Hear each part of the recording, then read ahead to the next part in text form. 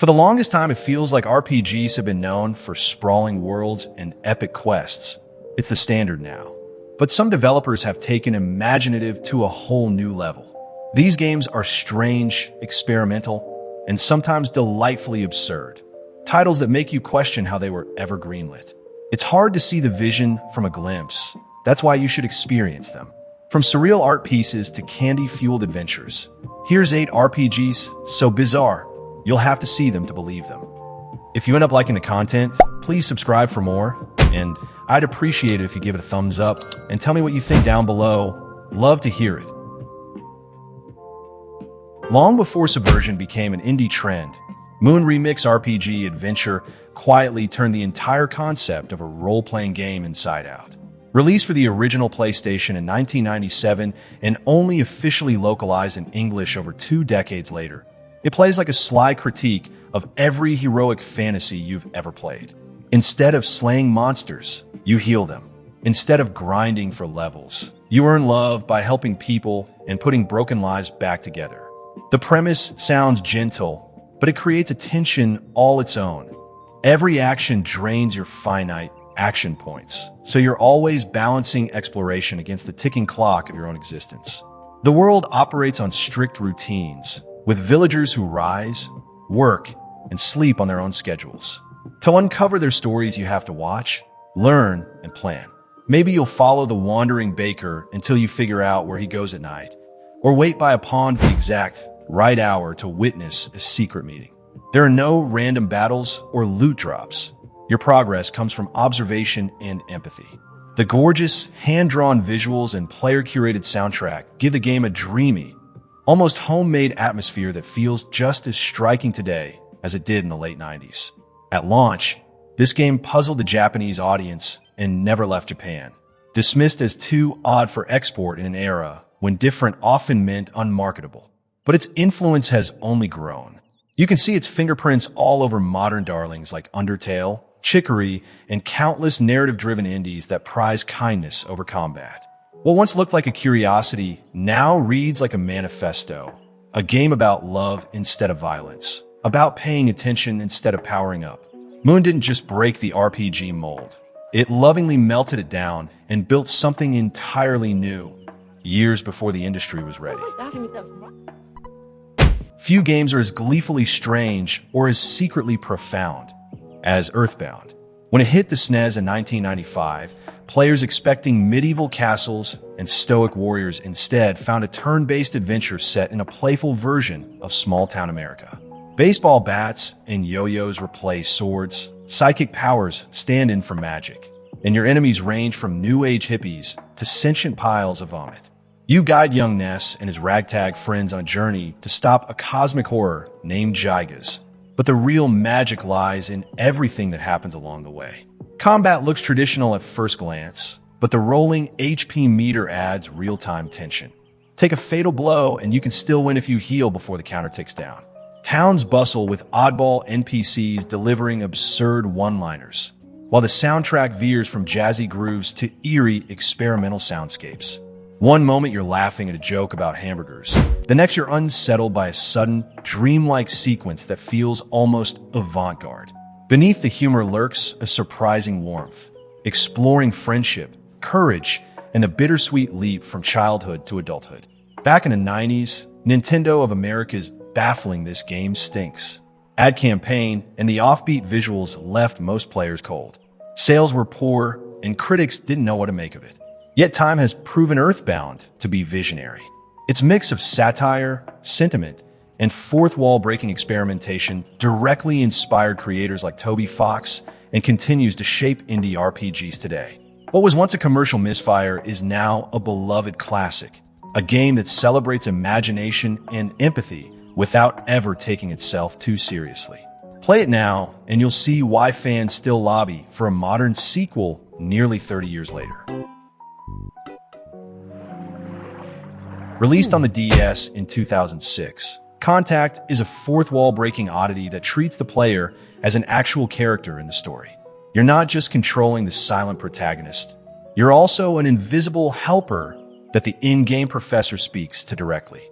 From the moment he acknowledges you on the top screen, while Terry bumbles around on the bottom, it's clear this isn't a typical RPG. The game constantly reminds you that you're a part of the narrative, sometimes flattering you, sometimes questioning your choices, and occasionally scolding you for your curiosity. At its core, the game is an action RPG with a deceptively simple real-time combat system and a decal mechanic that lets you apply stickers to grant buffs and abilities. But the real hook is how it toys with expectations. Terry can level up by using different skills: cooking, fighting, fishing. Yet the growth feels secondary to the strange, meta conversation happening between the professor, Terry, and you. Sometimes the professor will warn you not to trust him. Sometimes Terry seems aware of your presence, glancing at the screen as if he senses you watching. It's unsettling, funny, and oddly intimate all at once. Visually, the game mixes two art styles: bright pixel environments for the lower screen and slick, anime-style portraits for the upper, creating the sense that two worlds are overlapping. Critics at the time admired its ambition, but dinged it for grindy mechanics and uneven pacing, and it quickly faded from memory. Yet today, its willingness to blur the line between player and protagonist feels ahead of its time, anticipating modern narrative experiments like Doki Doki Literature Club or One Shot. Contact isn't perfect, but its playful, self-aware storytelling makes it one of the DS's most intriguing lost gems. If you've ever wondered how bizarre an RPG can get, Cho Aniki might set the bar. Technically part of a long-running Japanese muscle shooter franchise famous for its surreal homoerotic humor, this PS2 entry transforms the series' campy energy into a turn-based RPG, and it's every bit as outrageous as that sounds. Imagine bodybuilding angels flexing through psychedelic landscapes, protein shakes as sacred artifacts, and battle animations that are equal parts hilarious and bewildering. That's the series in a nutshell. The story follows Idaten and Benton, divine brothers who must stop a galactic dictator obsessed with, you guessed it, protein. Instead of heroic sword fights, you'll witness gravity-defying poses and attacks named after muscle groups. The game revels in absurdity. Enemies include floating beefcakes, sentient dumbbells, and creatures that defy polite description. Even the soundtrack leans into the spectacle with upbeat techno and campy fanfare that underline the sheer ridiculousness of every encounter. Released only in Japan in 2002, this one never left Japan officially, and that's probably part of its mystique. Import copies circulated among curious Western players who discovered a surprisingly competent RPG beneath the parody. The turn-based combat is solid, with party customization and clever status effects that demand more strategy than the visuals might suggest. Still, its lasting appeal is the unapologetic celebration of body-positive weirdness. In a medium often obsessed with grit and realism, Cho Aniki stands as joyful proof that games can be flamboyant, silly, and proudly strange, and still deliver an experience you won't forget. Part survival horror thriller, part small-town life sim, Deadly Premonition is one of those games that feels like it was made on another planet.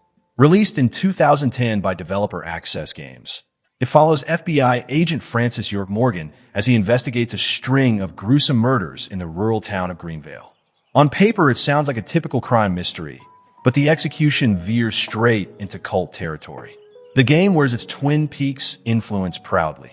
Coffee delivers cryptic prophecies, the locals have wonderfully bizarre quirks, and York frequently breaks the fourth wall to talk to his imaginary friend Zach, who might just be you. Gameplay is an unpredictable mashup of genres. One moment you're driving around an open world chatting with townsfolk.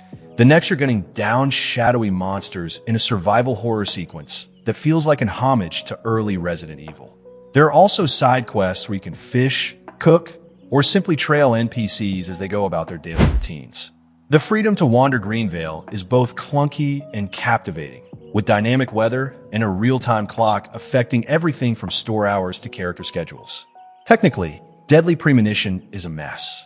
The controls are stiff, the graphics look dated even for 2010, and bugs are common. Yet those flaws became part of its charm. The awkward dialogue and off-kilter pacing create a surreal, dreamlike vibe that sticks with you long after the credits roll. What critics initially dismissed has since been embraced as a masterpiece of strange storytelling. It's a reminder that perfection isn't always the goal. Sometimes a game's rough edges make it unforgettable. Life is fun because of the mystery. Few RPGs dare to pit you against a single boss with 1 trillion hit points, but that's exactly the premise of Trillion God of Destruction. This 2015 Vita title blends dating sim mechanics, roguelike strategy, and heartbreaking drama into something utterly unique.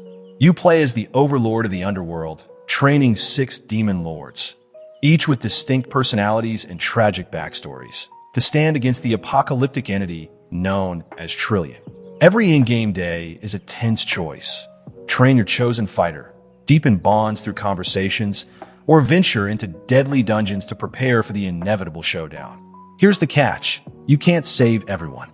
The fight against Trillion spans multiple generations, and each attempt is almost guaranteed to end in a hero's death.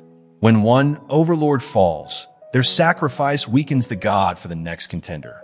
It's a cycle of preparation and loss, where your emotional investment in each character makes every defeat hit hard. The game cleverly turns permadeath into narrative fuel, and the growing intimacy with your trainees gives their eventual demise a devastating punch. Combat mixes grid-based tactics with real-time elements, demanding careful positioning and smart use of skills. Between battles, light-hearted dialogue and bonding events lull you into a false sense of security before tragedy strikes again. It's a brutal, bittersweet loop, one that asks you to weigh attachment against survival strategy. Despite its niche platform and limited marketing, Trillion stands out as a daring experiment in emotional stakes. For players who crave an RPG that challenges both their tactical thinking and their heartstrings, this underappreciated gem delivers an experience as unforgettable as its colossal antagonist. Few games balance dark comedy and gut-wrenching tragedy as deftly as Lisa the Painful. Released in 2014 by indie developer Dingaling, this side-scrolling RPG drops you into a post-apocalyptic wasteland where all women have mysteriously vanished. You play as Brad, a broken man searching for his adopted daughter Buddy, the last known girl on Earth. What begins as a simple rescue mission quickly spirals into a brutal odyssey of sacrifice, addiction, and moral compromise. Lisa is as cruel as it is clever. Every choice you make carries weighty consequences. To save a party member, you might have to lose an arm, crippling your combat abilities. Random events can strip you of allies or resources, and death is often permanent. The turn-based battles are deceptively classic on the surface, but status effects like addiction or depression add grim stakes, while surreal enemy designs, think muscle-bound mutants and nightmarish clowns, underline the world's madness. Humor seeps through the bleakness in unexpected ways. One minute you're laughing at bizarre dance battles or awkward NPC encounters. The next, the game sucker punches you with devastating story beats about abuse, loss, and the cycle of violence.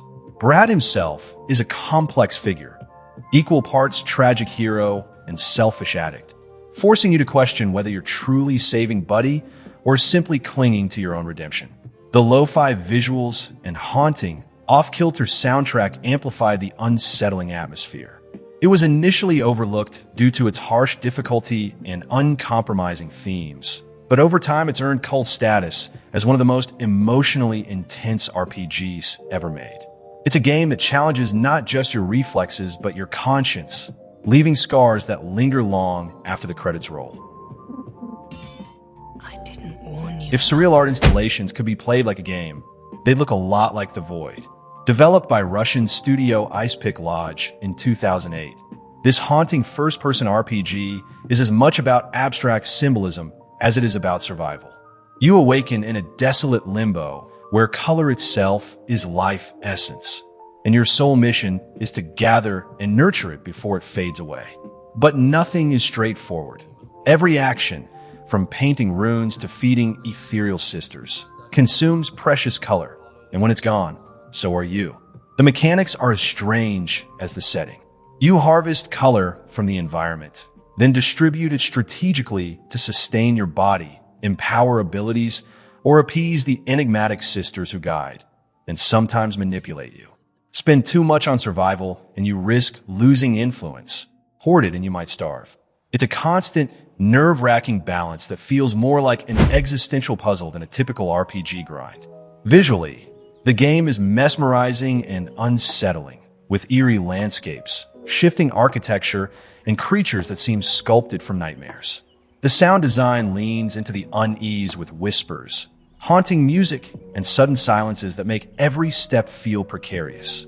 The story unfolds in cryptic fragments, exploring themes of rebirth, temptation, and the thin line between creation and destruction. Despite critical praise for its artistry, The Void remained obscure outside Eastern Europe due to limited distribution and its unapologetically challenging gameplay. Yet for players willing to embrace its demands, it offers a one-of-a-kind experience, part philosophical meditation, part survival horror, and part visual poem. Few RPGs dare to be this uncompromisingly weird, and fewer still reward patience with such unforgettable, otherworldly beauty.